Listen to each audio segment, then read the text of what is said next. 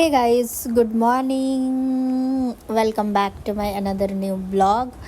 सो आप सोच रहे होंगे कि अरे मैं क्या सोच रही थी एंड देन फिर वापस ब्रश करना चालू कर दिया, ये क्या तरीका है भाई।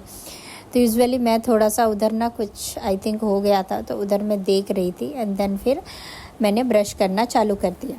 आज मम्मी नहीं है घर पे क्योंकि मम्मी कल गई थी हर्षू के घर पे, तो अभी तक वो आई नहीं है सुबह।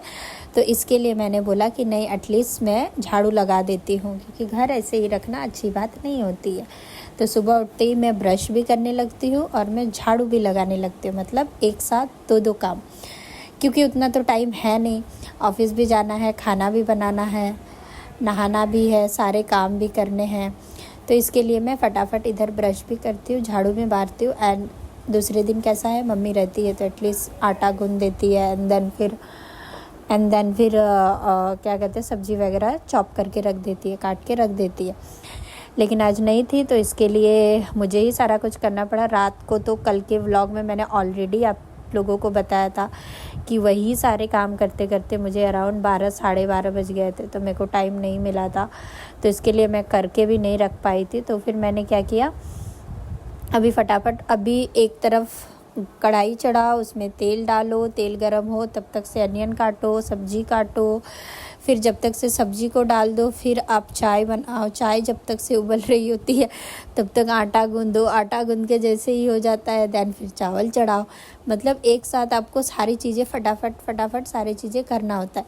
फिर जब तक से भाजी बन जाती है उसके बाद फिर रोटी बनाना चालू करो। एंड रोटी बनाना मैं टफ़ काम तो नहीं कहूँगी, लेकिन सबसे ज़्यादा टाइम कंज्यूमिंग है। बेसिकली क्या होता है, आप अदर चीज़ें करते हो, जैसे सब्ज़ी बन रही है, दाल बन रही है या चाय बन रही है या दूध उबल रहा है या चावल बन रहा है, तो वो चढ़ा के आप क्या कर सकते हो, अलग अलग और भी काम कर सकते हो। लेकिन रोटी बनाना एक ऐसा काम है जहाँ पे आपको खड़े रहना पड़ता है और सारी चीज़ें करनी पड़ती है। तो वो मुझे थोड़ा ना टफ़ लगता है, और मतलब रोटी बनने में ही मुझे सबसे ज़्यादा टाइम चला जाता है। अराउंड आधा पौने घंटा तो मुझे रोटी बनाने में चला जाता है। एंड ये रहा मेरा माड़ भात, ये चाय और पास्ता बनाया था मैंने, क्योंकि प्रियांशु की डिमांड थी कि मम्मी मुझे ना कल पास्ता खाना है, तो इसके लिए मैंने पास्ता बनाया था। और रोटी में आज मैंने बनाया था सत्तू की पूड़ी। सत्तू की पूड़ी की रेसिपी मैं एक दिन आप लोगों से ज़रूर बताऊंगी। अभी किस दिन कैसा होता है ना, जैसा कि मैं बोलती हूँ कि आपका उस दिन का दिन क्या होगा आपको खुद ही नहीं पता। अभी घर से तो मैं निकलती हूँ, अब जिस दिन मुझे जाते टाइम ट्रैफिक मिलती है उस दिन आते टाइम नहीं मिलती है, जिस दिन आते टाइम मिलती है उस दिन जाते टाइम नहीं मिलती है। और आज मेरा बैड लक था कि मुझे जाते टाइम ही ट्रैफिक मिला। मतलब इतना ज़्यादा पैक था कि गाड़ी वाले जहाँ से हम लोग गाड़ी चढ़ते हैं वहाँ तक आ ही नहीं पा रहे थे, पहुँच ही नहीं पा रहे थे, वो लोग पूरा स्टक हो गए थे। देन फाइनली मुझे एक ऑटो वाले मिलते, ऑटो वाले ऑटोज़ भी नहीं थी, तो फिर मैं ऑटो पकड़ के आ जाती हूँ station.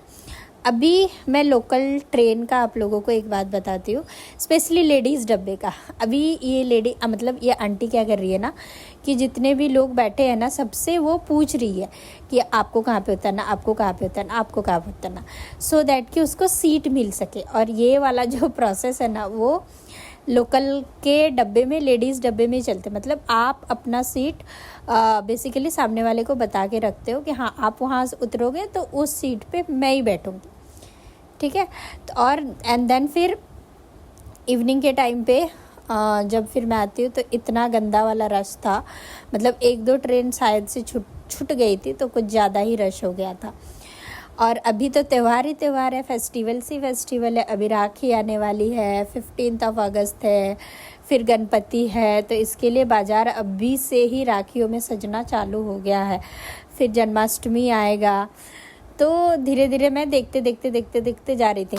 And rakhi, it's one of my favourite festival, but पता नहीं, मैंने आई थिंक मेरा भाई पिछले साल नहीं था, उससे पहले पिछले साल था, तब मैंने सेलिब्रेट किया था। और उससे पहले मैंने कब सेलिब्रेट किया था वो मुझे याद नहीं है। एंड उसके बाद फिर उस दिन मैं थोड़ा मायूस हो जाती हूँ कि काश अगर मैं अपने घर से इतना ज़्यादा दूर नहीं होती तो शायद मैं भी सेलिब्रेट करती। एंड सावन है, सावन अभी जैसा कि चल रहा है, तो मंदिर में छोटू सा ही मंदिर था पर वहाँ पे लाइन लगी हुई थी, आरती चल रहा था। एंड देन घर आने के बाद घर जैसे ही मैं एंट्री करती हूँ ना, मैं ड्रेस भी चेंज नहीं करती और मैं अपने काम में लग जाती हूँ। मतलब ये मेरा अभी का आदत नहीं है, ये मेरा स्टार्टिंग का आदत है। मतलब आई थिंक जब से मेरी शादी हुई है और मैं काम पे जाती हूँ, फिर आती हूँ, आने के बाद ही पता नहीं मेरी आदत कैसी तो है, मैं आती हूँ, पैर हाथ धोती हूँ एंड मैं सोचती हूँ कि पहले काम कर लिया जाए, उसके बाद फिर देखेंगे जो होगा सो होगा। सारे कपड़े ऐसे ही बिखरे हुए थे, तो मैं सोची सबसे पहले अभी घर समेट लेती हूँ, कपड़े रख लेती हूँ। उसके बाद फिर अभी तो कभी कभी अगर ज़्यादा लेट हो जाता है तो मम्मी खाना बना देती है, और अगर ज़्यादा लेट नहीं होता है तो फिर मैं आके बनाती हूँ। पर मेरा ये ना एक हैबिचुअल हो गया, एक आदत सी हो गई है। जब आई थिंक अभी तो चलो हाँ ओके, जब मैं प्रेग्नेंट थी तब वो टाइम पे भी मैं इतना सारी चीज़ें किया करती थी। I still remember those days की, मतलब आना कि सारी चीज़ें करना एंड देन फिर अभी जिस तरीके से मैं कर रही हूँ ना, वो टाइम पे भी मैं ये सारा चीज़ें किया करती थी। मतलब एक भी दिन ऐसा पता ही नहीं चला था कि कैसे क्या कहाँ हो रहा है। और ये चीज़ें ससुराल में ऑटोमेटिक हो जाती है। आपके ऊपर जब रिस्पॉन्सिबिलिटी रहती है तो आप वो सारी चीज़ें ना फटाफट करने लगते हो, और शायद ये आदत मेरी भी है। घर को क्लीन रखना, घर अच्छे से रखना, साफ़ रखना, ये मेरा बचपन से ही आदत है कि सारी चीज़ें जगह पे हो, घर नीट एंड क्लीन हो, चीज़ें पसारा हुआ ना हो और चीज़ें अपने जगह पे हो। ये मेरी शुरुआत से ही आदत है। और ये सो गाइस इसी तरीके से चलो ब्लॉग को अभी एंड करती हूँ, मिलती हूँ कल के नेक्स्ट ब्लॉग में, बाय।